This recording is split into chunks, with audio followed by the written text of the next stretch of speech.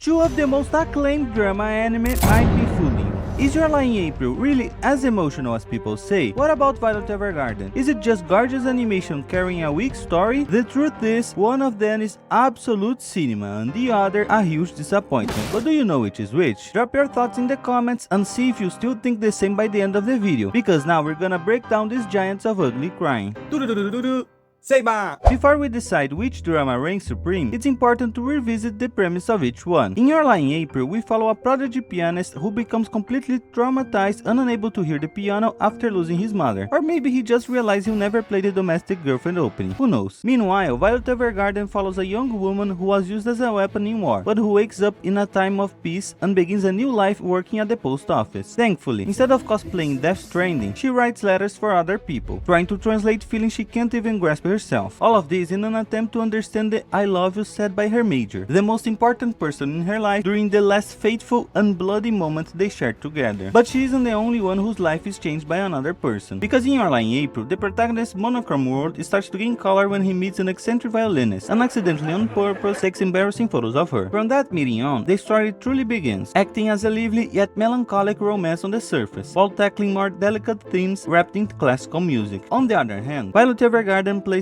its emphasis on the protagonist's overall transformation through the individual journeys of each person she meets. In doing so, the series establishes a more contemplative approach, one that still bears the scars of a recent war and the burns it left on countless lives. This makes it clear that, despite their different premises, both anime can be emotionally moving, but in very different ways, thanks to the worlds each one is set in. On one side, lives divided between school routines and the world of music, all within the context of Japan in the early 2010s. On the other, a post-war period reminiscent of late 19th century Europe that is complemented by fantastical technologies for the era, crucial aspects in shaping the people who live in these stories. And speaking of them, the cast of each anime brings an important difference between the two series. In Violet Evergarden, Violet is the sole protagonist. Maybe that's why her name is in the title, right?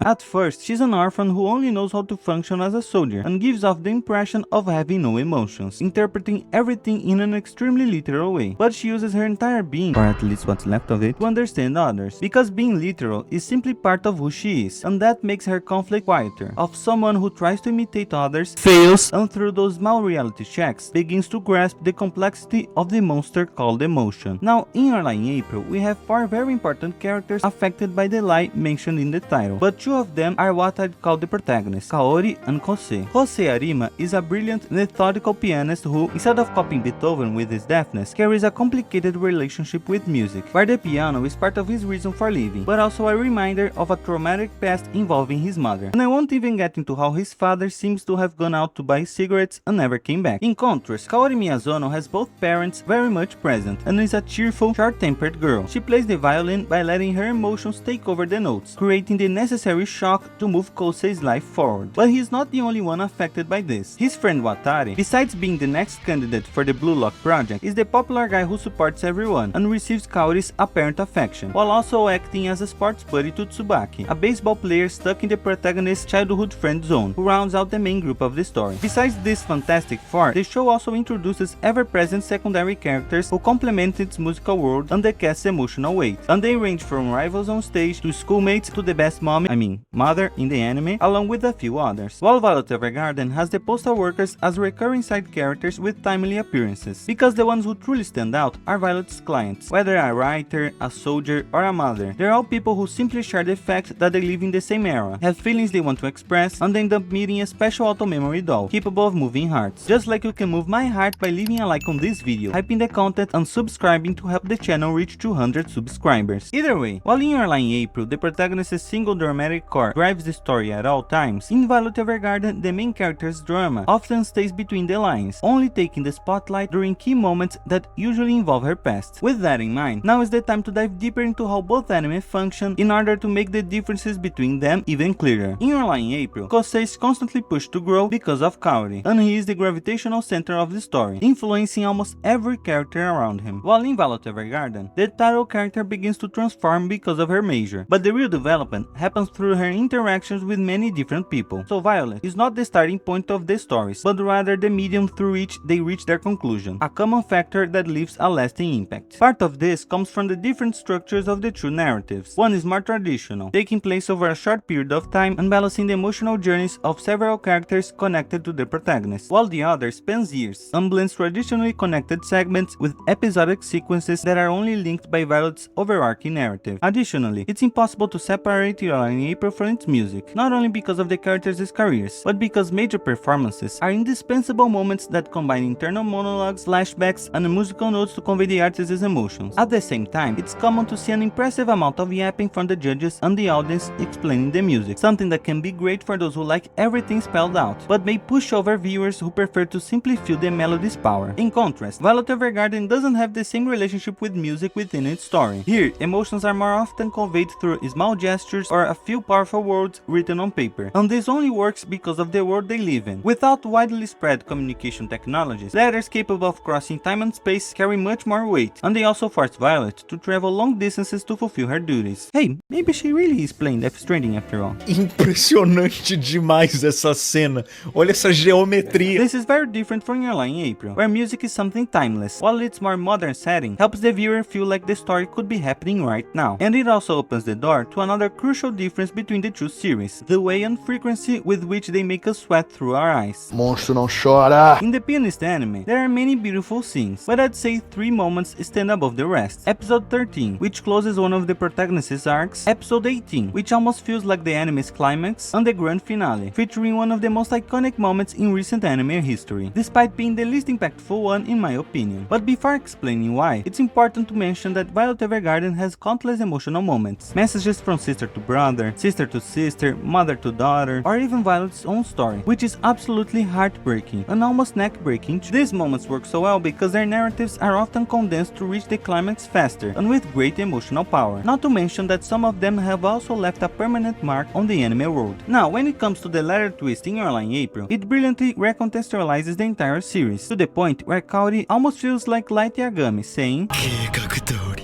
However, the major event leading up to that twist had been so obvious for so many episodes that I already felt resigned by the time it happened. It was pretty emotional, but it could have hit harder if the show had pulled the rug from under us like other stories have done. It also doesn't help that the final climax feels somewhat similar to episode 18, giving the impression the story could have ended earlier. Even so, it's impressive how the show reaches such high dramatic peaks behind such a colorful visual style, which brings us to the different tones of each work. Violet Evergarden is more serious because it's fully committed to the drama. It doesn't try to make you laugh unless something amusing also happens for the characters. This can win over viewers who want to stay fully immersed in the story, but it can also make the experience feel tiring if the small action sequences aren't enough of a pace change for you. Meanwhile, in Your Lie in April, the heavy themes are balanced with light and unfunny comedy or the constant presence of goofy looking kids. Seriously, almost every episode has a kid making this face, and it's honestly pretty adorable. These elements keep the series from becoming too heavy, but they can also undermine important moments when they show up at the wrong time. Even so, it's clear that Your Lie in April is a more traditional anime, featuring elements like love triangles or physical comedy that are common in these shows, but here they are generally used well and complemented by a pretty good drama. On the other hand, Violet Evergarden is unique and beautiful compared to most anime, but that uniqueness is exactly what can make it boring for some people. The one thing that's undeniable about this series is the quality of its animation. It has an absurd level of detail, the signature fluidity of Kyoto animation, and a vibrant art direction capable of making most other anime look ugly by comparison. Thankfully, Your Lie in April also has a very distinct and beautiful art style, with excellent use of color to reflect the characters' emotional states, and even if it's not perfect at all times, it remains one of A1 Pictures' best productions, delivering exactly what's needed in the most important moments of the story. It's also worth highlighting its excellent soundtrack, blending classical music with original tracks that heavily feature piano and violin to match the protagonist, while the other anime relies on original orchestral compositions, with more instruments and a sense of beauty that matches its animation. The only real issue with the music in this series lies in their openings, but that's something easier to show than to explain. Kimi da yo, kimi nan da yo,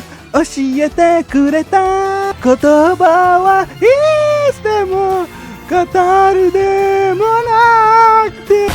Yeah, I can't stop singing the openings, sorry for hurting your ears. But that just shows the power these anime have to live in the hearts of so many fans, just like their characters do. In Your Lie in April, the spotlight is almost entirely taken over by the main couple, especially Kaori, but the supporting cast is excellent at mirroring Kose's journey, rivals inspired by him, a friend who steers his art, and figures tied to his trauma, each with their own struggles but always connected to the protagonist. Meanwhile, the secondary characters in Violet Evergarden expand the world and allow Violet to reveal new sides of her own humanity, all because she's confronted with many forms of the love she's trying to understand. As a result, the anime is subtle, filled with layers of meaning and strong visual storytelling. Its narrative is packed with powerful emotional moments, because it balances episodic stories with a larger overarching story extremely well, without awkward pauses and using the context of war to avoid repetition. On top of that, it's all brought to life by an impeccable production. By comparison, Your Lie in April is very beautiful, with an extremely captivating central drama. It leans more heavily on traditional anime elements, which can occasionally get in the way of the story, and some plotlines may stretch on longer than necessary, but overall, it balances everything well and leaves a lasting mark on the viewer's heart. So yes, it's incredible, it's absurd, it's so good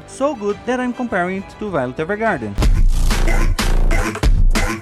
And that's why Violet Evergarden, the anime about a girl who truly grows into her own name, is the absolute cinema of this video, delivering an excellent story that is only elevated by high quality animation. Meanwhile, the pianist's drama is genuinely emotional, but Your Lie in April is today's disappointment, because how dare it be a 9.99969 instead of a perfect 10, right?